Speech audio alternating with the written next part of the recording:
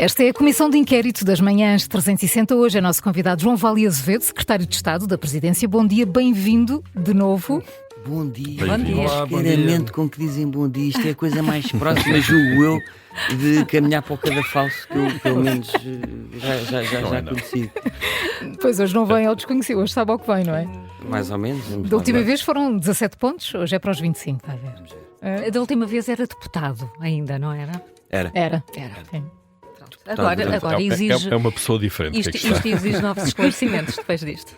Vamos lá. A primeira é muito fácil. Quem disse que a AD e Luís Montenegro sofrem de síndrome de Estocolmo em relação ao Chega? Foi há pouco tempo.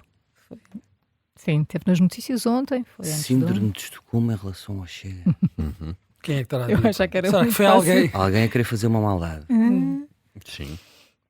Quem é que tem feito maldades ao governo? Sim, E quem ao é que tem PSD? feito maldades ao Portanto, deve ser, Quem é que tem deve falado? ser do PSD. Não é? Deve ser do PSD, deve ser mais ou menos alinhado. Olha que não. Não está assim tão quente. Então foi o José Luís Carneiro. Peça ajuda. Quer ajuda? Está com dúvidas. Quero. Carlos César, Rui Rocha ou Rui Tavares? Vai dizer que podiam Rui ser Tavares. todos. Eu achava que era de caras. Pois. Não é nada de Desculpa. cara. Esta era uma das fáceis. Era não é? uma das fáceis. Foi Carlos César. Isto era fácil. Foi Carlos Era Carlos César. César nas jornadas Sim, parlamentares. Exatamente. O PSD acabou por se entender com o PS na questão da prestação social única. Isto é um sinal de que há um regresso ao centro ou foi só assim um casamento por conveniência? Não é por conveniência. Este é um caso da prestação social única em que eu até considero que havia um consenso muito alargado. Podia até incluir o Chega. Não há aqui uma divergência fundamental. O que é que o Chega ia exigir no final do dia? Era um período maior para permitir que os imigrantes tivessem acesso à prestação, não é?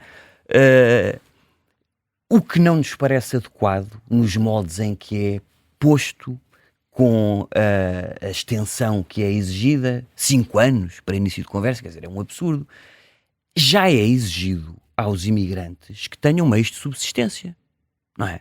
Agora, o que é que acontece se passado um ano, que é o período que hoje está previsto no RSI para acesso a essa prestação, o que é que vamos fazer se, por qualquer eventualidade, o imigrante e a sua família ficam desprovidos de meios de subsistência? Vamos deixá-los na rua? Quer dizer, não faz qualquer sentido. Mas isso é que marca de facto a divergência com o Chega.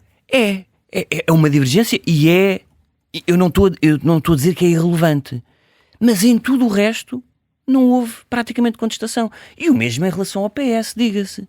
O PS contestou a obrigatoriedade do trabalho social.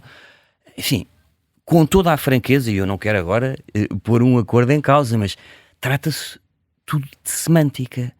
Porque já há obrigações, pelo menos de disponibilidade para trabalho social, no atual rendimento social de inserção. Há os contratos de integração, emprego, geridos pelo IFP, em que há essa exigência, essa necessidade de disponibilidade.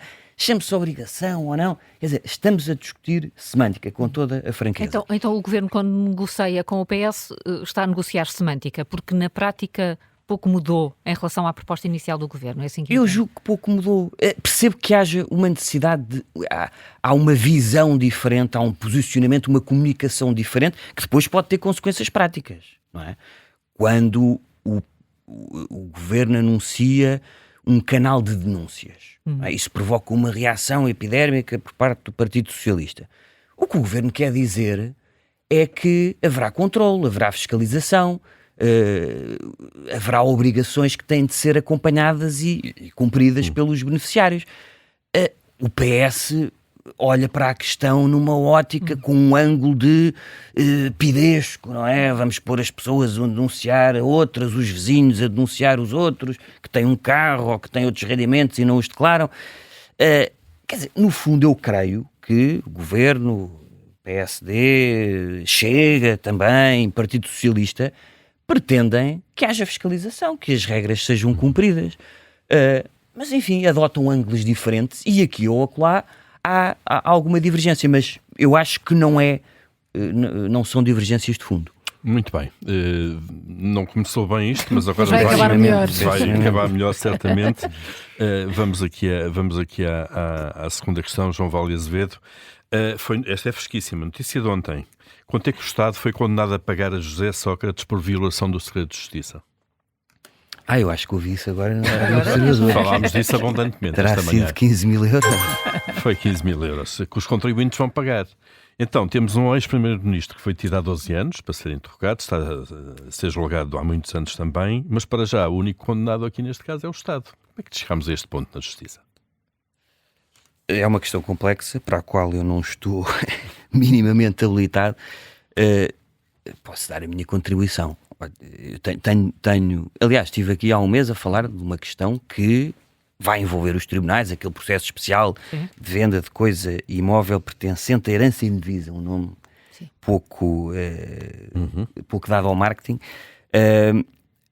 Mas se quiser a avaliação, enfim, de um economista que olha para a justiça e que lê outros economistas, eu dou aqui a referência muito importante para mim do Nuno Garopa, que é um especialista em economia, em Law and Economics, na versão anglo-saxónica.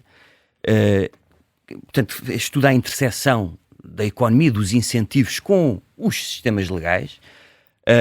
E que nós temos no Fora do Baralho, todas as semanas aqui na Rádio Observador. É verdade, uma recente e excelente aquisição. Mas da análise do Nuno Garopa e de outros economistas ou de outras pessoas com alguma visão de incentivos em relação ao sistema de justiça, o que parece existir, e aliás eu falei sobre isso em relação às heranças, é que há no nosso sistema jurídico uma tendência para o empate. Para o empate significa um tal equilíbrio de interesses, é um tal equilíbrio até de valores jurídicos, por vezes, que gera uma situação de impasse, em que não é possível um juiz desempatar, não é possível um interessado no processo desempatar em nome daquela proteção, daquele garantismo de todos os interesses até à exaustão. Mas isso não significa também, para chegarmos a esse empate, que os legisladores, deputados e governos dos últimos anos, décadas, se têm demitido da sua função na área da justiça? Admito que sim. Quer dizer, eu sou político, assisto a este espetáculo e não fico contente. Não fico contente. Não é pela condenação ou falta de condenação, é por não haver qualquer decisão, é por um processo se arrastar durante anos. Mas isso é porque nunca é o momento politicamente certo de se avançar com mexidas na justiça? Quer dizer, todos os momentos são certos para mudar a justiça em Portugal. O que eu julgo é que nós vivemos com uma arquitetura que não é fácil desmontar. Não é? E quando mexemos em qualquer questão jurídica, eu sinto isso no meu trabalho diário.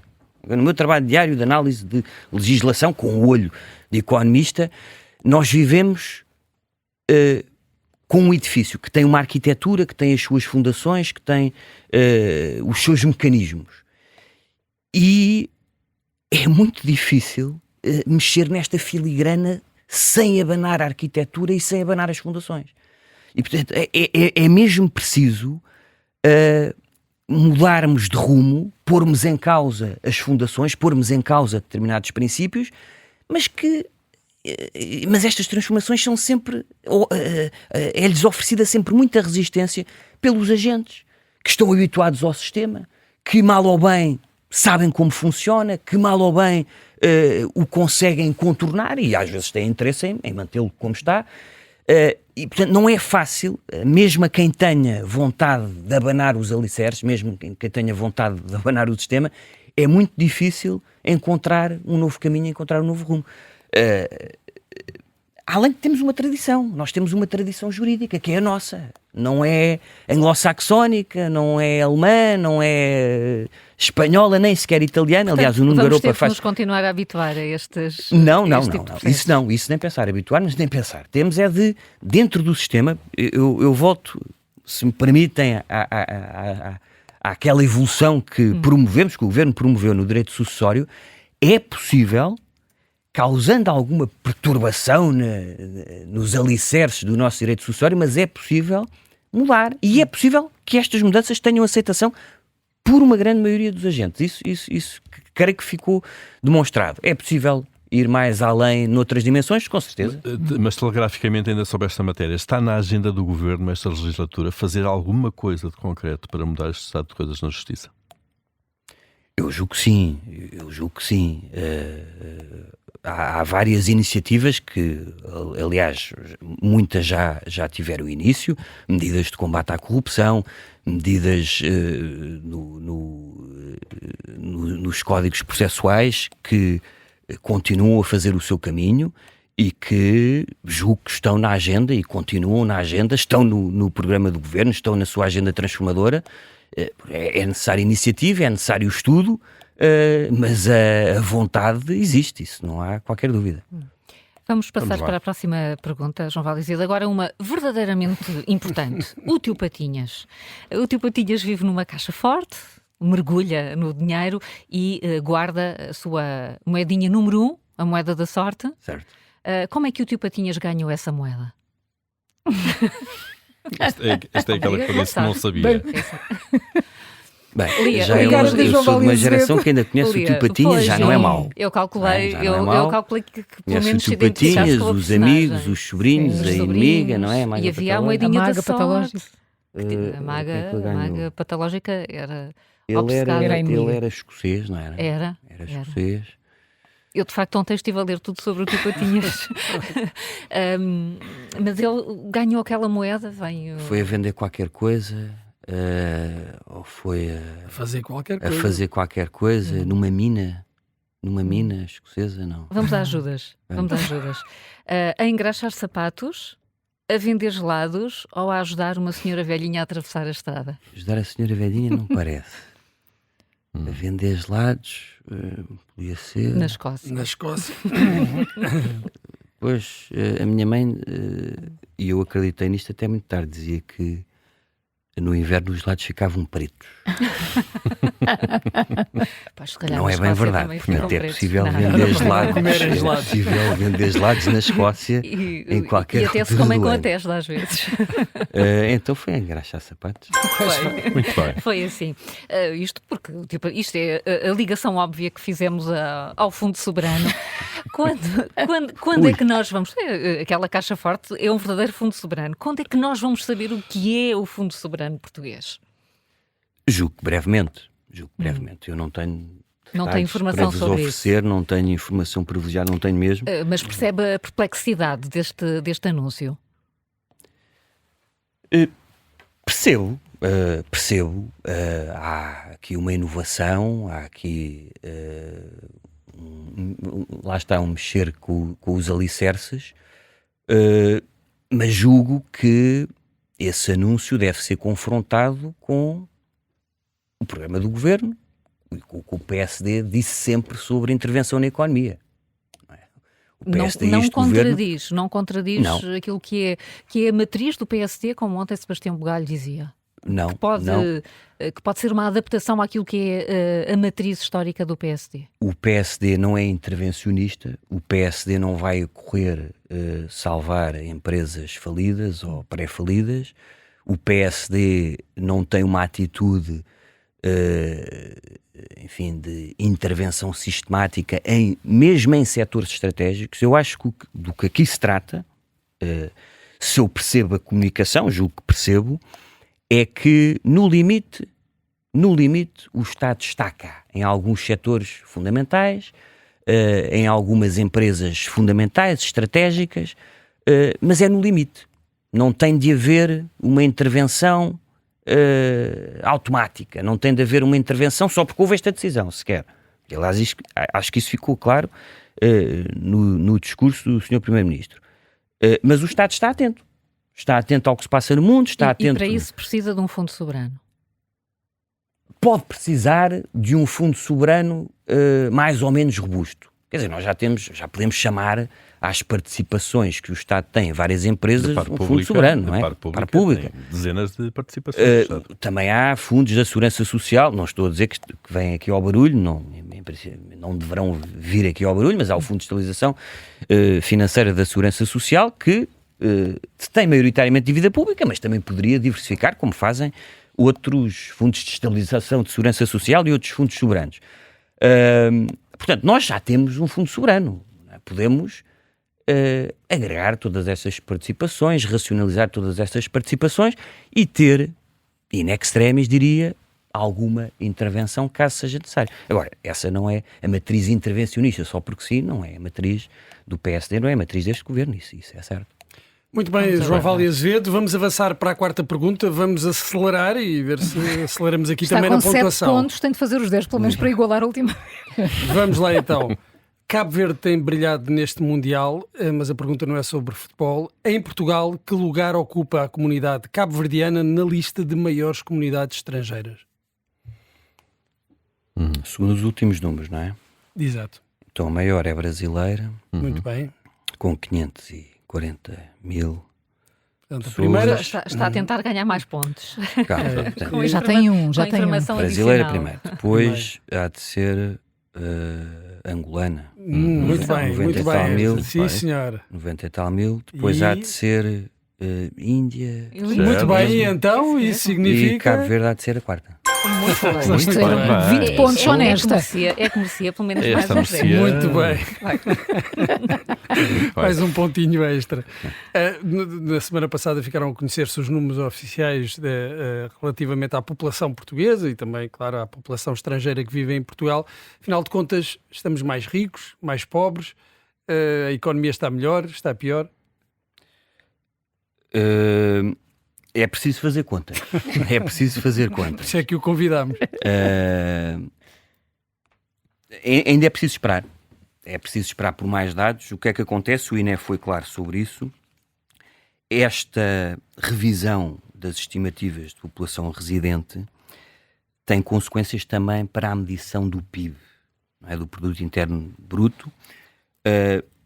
Principalmente, refere o INE, porque há uma parte da economia, a economia informal, que é medida também através do número de trabalhadores, ok? E via inquérito ao emprego, que é alimentado por estimativas de população residente, que resultam em estimativas de trabalhadores. E, portanto, é por essa via, é por via da economia informal e do trabalho na economia informal, que as estimativas do PIB serão revistas. Em qualquer caso, é a minha suspeita, como a economia informal representará nas contas do INE menos de 20% do PIB, julgo eu, que é essa estimativa, não é de esperar um aumento proporcional do PIB, ou seja, comparável ao aumento que vimos na população residente. E, foi de 6,5% a revisão em alta da população, mais ou menos. Pronto, portanto, não é expectável que o PIB acompanhe e, portanto... que o PIB acompanhe esse crescimento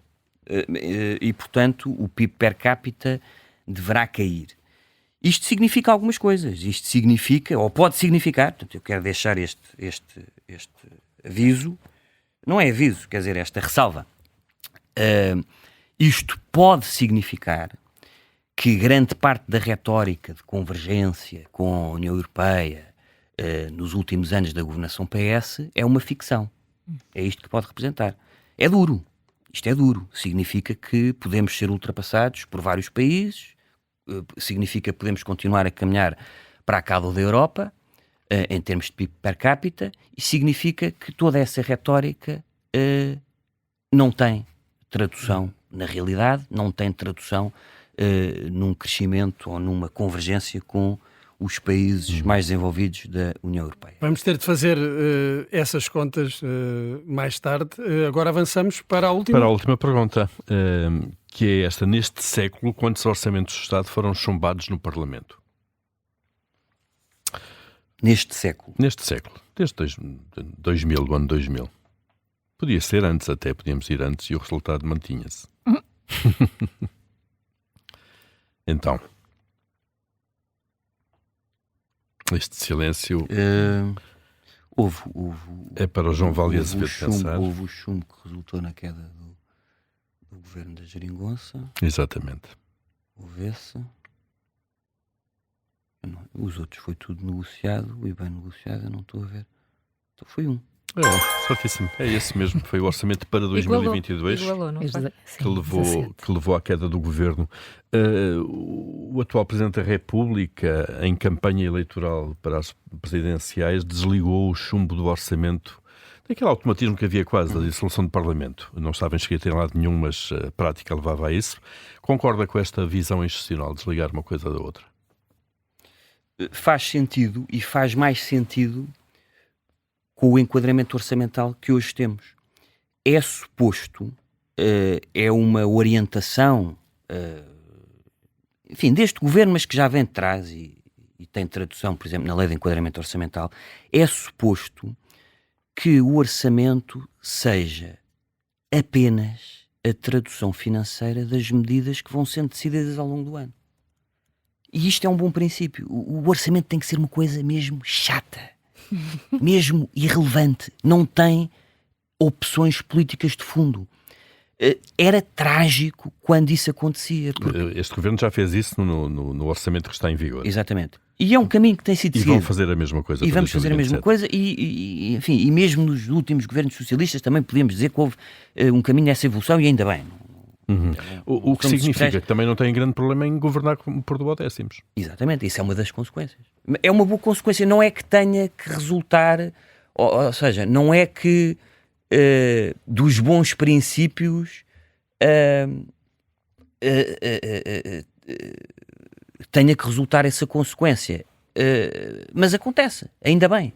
Não é? As decisões são tomadas ao longo do ano, as medidas são tomadas ao longo do ano, depois tem uma tradução financeira no orçamento, mas não andamos no orçamento a discutir dezenas de medidas de política profundas. Às vezes é necessário. Não é? No primeiro ano tivemos que discutir o IRS jovem, novas alterações nas tabelas de IRS, porque, enfim, foi o ano de entrada, o governo queria dar um sinal, mas a partir daí não tem de haver essa necessidade.